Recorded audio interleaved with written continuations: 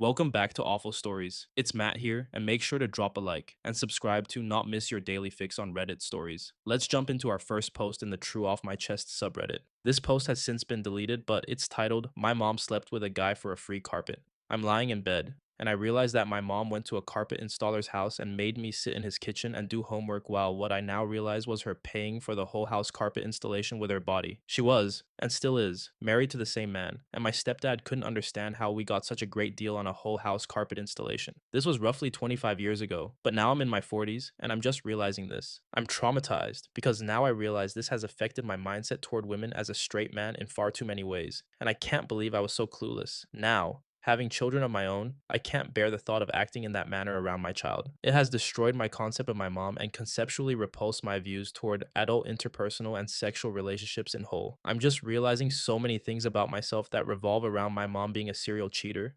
There were other instances that she told me about when I got older that have taken a very heavy toll on my psyche and obviously been detrimental to my past relationships.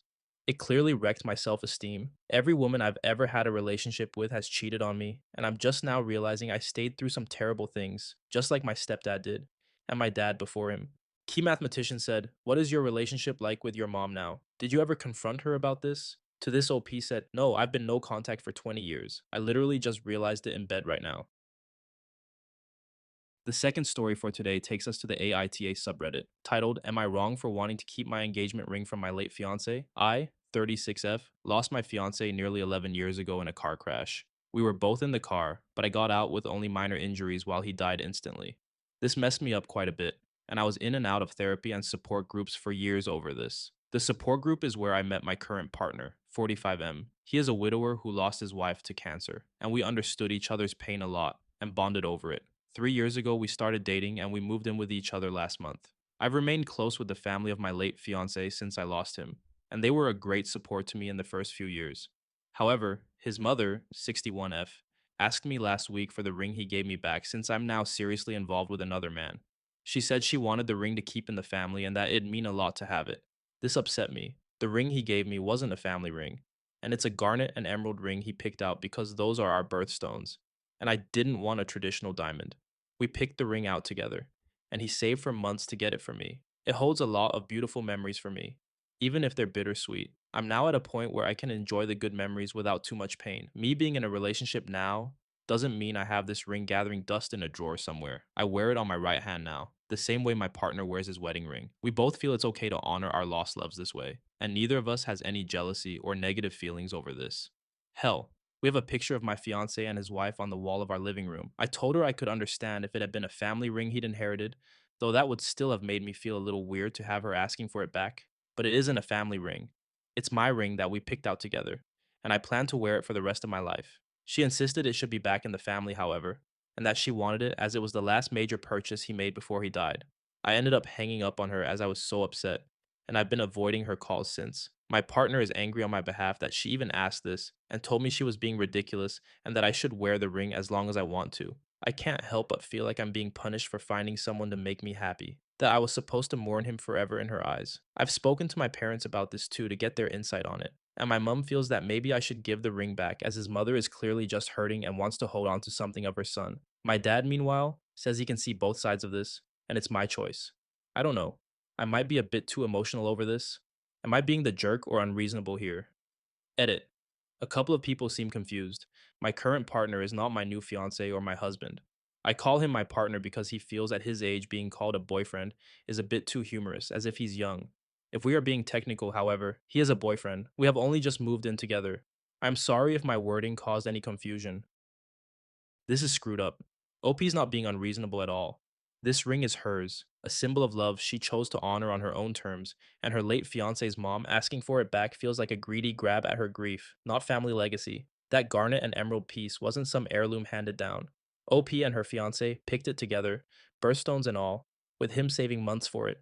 Pure, personal love frozen in time. She wears it on her right hand now, just like her partner wears his late wife's ring, so I don't get what the issue is here. The moms keep it in the family line, ignores that OP is family by choice and bond, demanding it as his last major purchase. Reeks of possession, not preservation. Big Toe said, You keep saying give the ring back. Stop using that language. There is no one to give it back to. It belongs to you and only you. That she would even ask is strange. But that is not your problem. The ring is yours. The answer is no. If she chooses to hold this against you, just let her. This has nothing to do with you. I would tell her there is no way on earth I would ever part with the ring the love of your life purchased just for you. Sometimes you have to let people feel the way they feel, and sometimes their feelings ruin a relationship. You're not the asshole, Kuroko said. You're not the asshole. You wouldn't be giving the ring back, as it was never his family's. The ring is entirely a symbol of his and your relationship. To call it his last major purchase is a strange way to justify wanting it, frankly. That may be just awkward wording on her part, but the fact is that to her, that really is all it is to her. Something he spent a lot of money on that was meaningful to him, but it isn't meaningful to her in the same way it is meaningful to you, which is why she can't frame it as anything better than his last major purchase. The way it is symbolic to you is the very purpose of the ring's existence.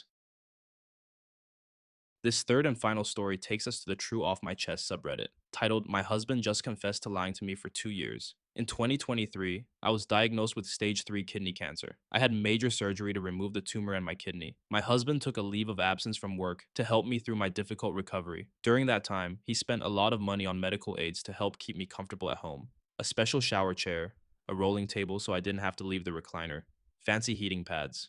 A few months later, we took in an 18-year-old girl from our church congregation who had left home because of an abusive situation, but ended up couch hopping with people she barely knew. I had been her youth leader, and I was worried she was going to end up in a sexual assault situation, so we offered her our spare bedroom rent free.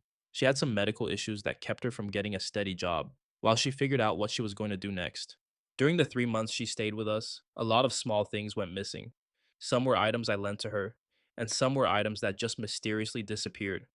We were able to arrange for her to move in with an older sister in another state who she had a positive relationship with.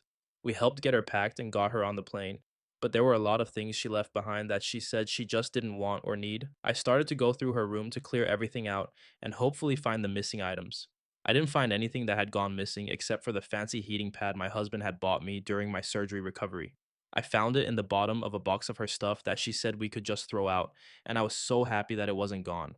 That was 2 years ago. I'm currently pregnant with our fourth child, and my back has been killing me, so I pulled out the heating pad and have been using it regularly. Today, I mentioned to my husband how glad I am that he bought me the heating pad and what a huge help it's been. He got really quiet and then confessed to me that he's been lying for 2 years. He said we never found the original heating pad. He just felt terrible that my heating pad was gone.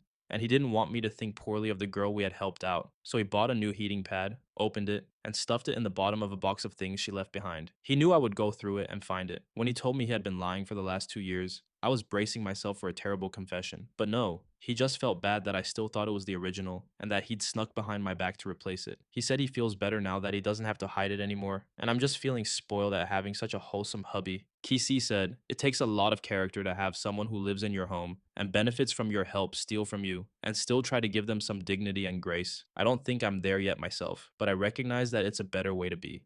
To this Cinemeg said, I get what you mean, but I think it's easy to give an 18-year-old some grace after the kind of things she went through, especially if what she took were just small items and they weren't being used for something nefarious. It might have given her some sense of control. Maybe she liked having things that were hers. Of course, I hope that she stopped doing that because it's not a good thing to do, and that she stops before she gets in big trouble and goes down a path of no return. But I also stole things when I was young and stupid. Again, nothing big. And I stopped all on my own because I realized how stupid and mean I was being. Now I hate being given things for free. So yeah, I can understand why OP and her husband were so lenient, and I'm very grateful that they were. They might have saved that girl's life.